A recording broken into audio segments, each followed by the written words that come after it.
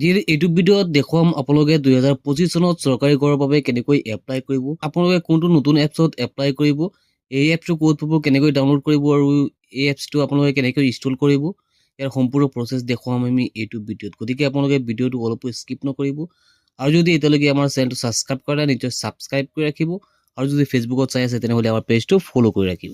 আগতে মাত্ৰ চহৰ অঞ্চলতহে অনলাইন এপ্লাই কৰিব পাৰিছে চৰকাৰী ঘৰৰ বাবে। এতিয়া কিন্তু আপোনালোকে প্ৰতিখন গাঁৱৰ পৰাই আপোনালোকে এপ্লাই কৰিব পাৰিব। তাৰ বাবে চৰকাৰে মুকলি কৰিছে এখন এপ। এই এপছটো যদি আপোনালোকে ডাউনলোড কৰে আৰু এই এপছটোৰ জৰিয়তে আপোনালোকে চৰকাৰী ঘৰৰ বাবে এপ্লাই কৰিব পাৰিব। এই এপছটো আপোনালোকে ক'ত পাব, কেনেকৈ ডাউনলোড কৰিব, তাৰ বাবে আপোনালোকে আমাৰ এই ভিডিঅ'টোৰ ডিছক্ৰিপশ্যনত এটা লিংক আছে। সেই লিংকত যদি আপোনালোকে ক্লিক কৰে আপোনালোকে ডাইৰেক্ট এইটো পেজত আহি যাব পাৰিব। প্ৰধানমন্ত্ৰী আৱাস যোজনা গ্ৰামীণ, আপোনালোকে ইয়াত আৰু এটা অপশ্যন পাব, আৱাস প্লাছ এটা অপশ্যন আছে। ইয়াত লগতে দি আছে নিউ অপশ্যন। এই ইয়াত যদি আপোনালোকে অ'কে কৰে আপোনালোকে এটা লিংক পাব। আপোনালোকে ইয়াত এটা ক্লিক কৰিব। আপোনালোকে ইয়াত চাব পাৰিছে 1 নম্বৰত দি আছে download APK for eKYC and survey.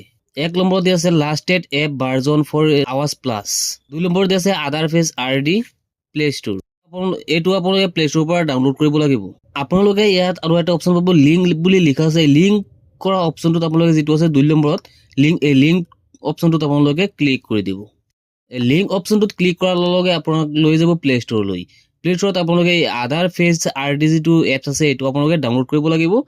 ইয়াত আপোনালোকে বেলেগ একো কাম কৰিব নালাগে, আপোনালোকে কেৱল এইটো ডাউনলোড কৰি থৈ দিব মোবাইলত। এইটো ডাউনলোড হোৱাৰ পিছত আপোনালোকে বেক কৰি আকৌ গুচি যাব আগৰ পেজলৈ। এতিয়া আকৌ আপোনালোকে ইয়াত 1 নম্বৰত যিটো দি আছে last date app version for Awaas plus, ইয়াৰ লগত এটা লিংক আছে। এই লিংকটো অপশ্যনটোত আপোনালোকে অ'কে কৰিব।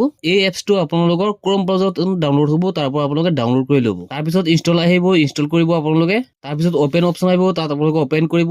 তাৰপিছত আহিব লেংগুৱেজ চিলেক্ট কৰাৰ বাবে আপোনালোকে ইংলিছটো চিলেক্ট কৰি ল'ব পাৰে। তাৰপিছত আপোনালোকৰ সন্মুখত এই পপটো আহিব, আপোনালোকে এইটো অ'কে কৰিব।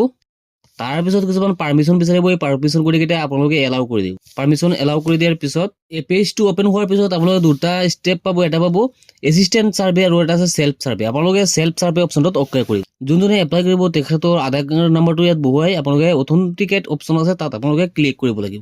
এই কাগজটোত আপোনালোকে ৰাইট চিন কৰি প্ৰচেছ অপশ্যনত আপোনালোকে অ'কে কৰিব লাগিব। তাৰপিছত আপোনালোকে লাইভ এটা ফটো তুলিব লাগিব। ইয়াত আপোনালোকে চেল্ফি কেমেৰাৰ এটা ফটো তুলি অ'কে কৰি দিব। ইয়াত আপোনালোকে চাব পাৰিছে ইয়াত দি আছে ইমেজ কেপচাৰ্ড ছাকচেছফুলি প্ৰচেছিং। ইয়াত ছাকচেছফুল হৈ গ'ল ফটোটো।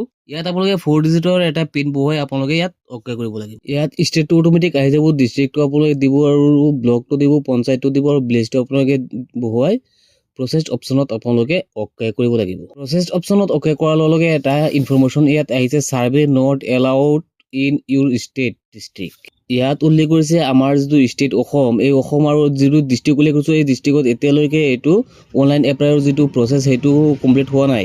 সেইকাৰণে এই ইনফৰমেশ্যনটো আহিছে ছাৰ্ভে নট এলাউড বুলি ইয়াত উল্লেখ কৰিছে। যেতিয়া আমাৰ ইয়াত অনলাইন এপ্লাই আৰম্ভ হ'ব তেতিয়া আমি ভিডিঅ'ৰ জৰিয়তে আপোনালোকক জনাই দিম আৰু সম্পূৰ্ণ প্ৰচেছটো আপোনালোকক দেখুৱাই দিম। এতিয়া আমি গোটেইখিনি প্ৰচেছ দেখুৱাব পৰা নাই, এইখিনি আপোনালোকক ইনফৰমেশ্যন দিবলগীয়া আছিলে এইখিনি আমি আপোনালোকক ইনফৰমেশ্যন দিলোঁ। বৰ্তমান এইটো সময়ত আপোনালোকে অনলাইন এপ্লাই কৰিব নোৱাৰিব এই এপছৰ জৰিয়তে। এইটো কিছুদিনৰ পিছতে এইটো এলাউ হৈ যাব, তেতিয়া আমি আপোনালোকক দেখুৱাই দিম। আজিৰ ভিডিঅ'টো এইখিনি আছিলে, লগ হ'ব নেক্সট।